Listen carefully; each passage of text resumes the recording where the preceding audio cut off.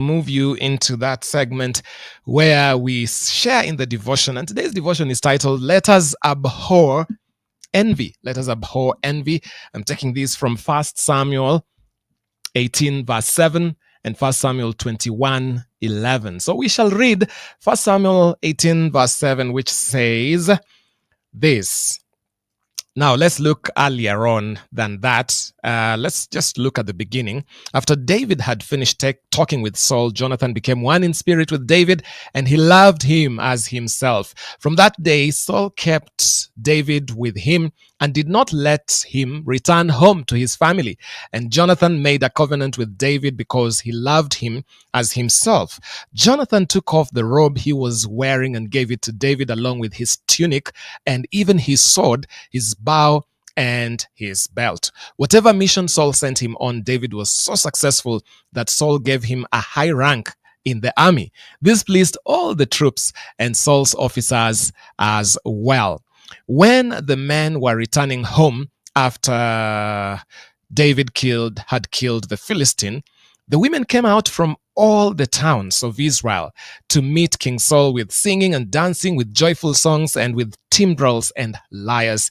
As they danced, they sang, Saul has slain his thousands and David his tens of thousands. Saul was very angry. This refrain displeased him greatly. They have credited David with tens of thousands, he thought, but me with only thousands. What more can he get but the kingdom? And from that time on, Saul kept a close eye on David. Now, let's also look at 1 Samuel 21:11. That is 1 Samuel 21, verse 11. And we'll see just something that tells us this. Now, verse 10 says, That day David fled from Saul and went to Achish, king of Gath. But the servants of Achish said to him, Isn't this David, the king of the land? Isn't he the one they sing about in their dances? Saul has slain his thousands, and David his tens of thousands.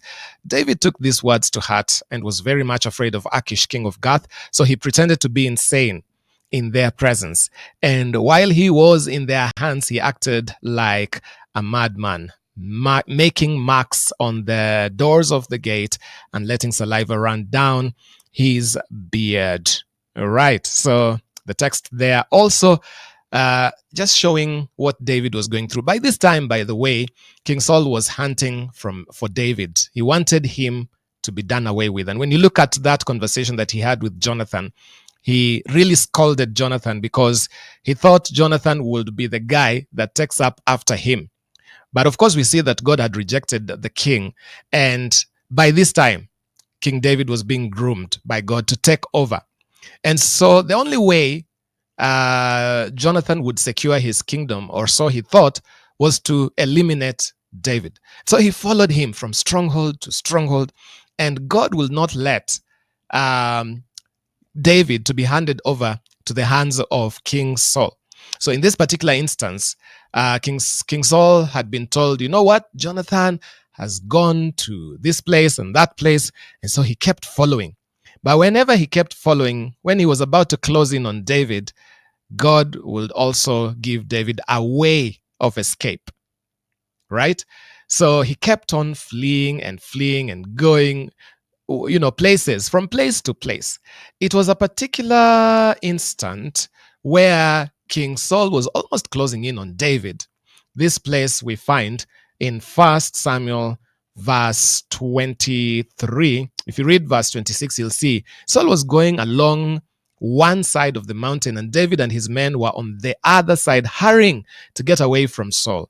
As Saul and his forces were closing in on David and his men to capture them, a messenger came to Saul saying, Come quickly, the Philistines are raiding the land.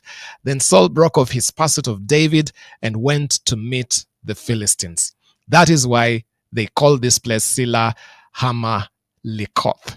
And David went up from there and lived in the strongholds of En-Gedi. Now just picture that for a moment. This is a king, more like a president, like a head of state.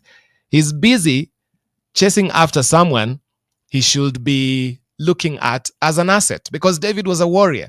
David was good with arms. He was fighting and he was winning every battle. And even though the women sang this song of thousands and tens of thousands, King Saul should have been secure with his leadership. He should have treated David kindly and not followed him around. Can you imagine the king is busy following up with King David, and the neighboring country of the Philistines is raiding the country? So at this time, they're telling him, you guy, this country of ours is being raided by people who are actually our enemies. That is when he turned around. And what can you see here but envy, malice, revenge, jealousy, fits of rage and anger, which the Bible tells us to get rid of all these things. So many times as well, we might find ourselves behaving like King Saul because we do not have in us the security that God has really blessed us. We are looking at that guy whom God is lifting. Instead of looking at that guy, whenever you are tempted to feel a bit jealous or envious, this person has graduated ahead of me, gotten married ahead of me, and things like that. You look at that and you're like, what if I celebrated? What if King Saul would have celebrated David also and he would have been at peace? You see what envy and strife denies us? It denies us a chance to really connect with another person. Because David would have come to his army and he would even have done well to protect the country. He should have been among the people who are attacking the Philistines. But because of this, actually, this is part of the reason, the envy thing, it contributed to the downfall of King Saul.